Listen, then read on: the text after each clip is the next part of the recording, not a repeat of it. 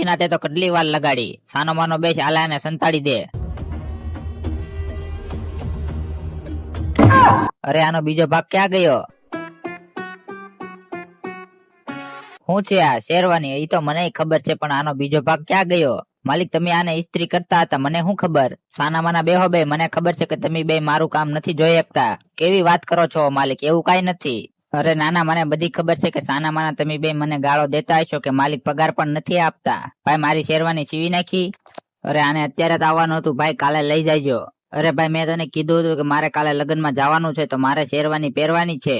ભાઈ કાલે સવારમાં તમારી શેરવાની રેડી થઈ જશે. ભાઈ તારાથી ન સિવાય એમ હોય તો કહી દે, હું બીજા પાસે સીવડાવી લઉં. માલિક આપી દો આને એની શેરવાની, આપણે નથી જોતી. સિવાય તો ગઈ છે શેરવાની, તો આપી દેવાય ને.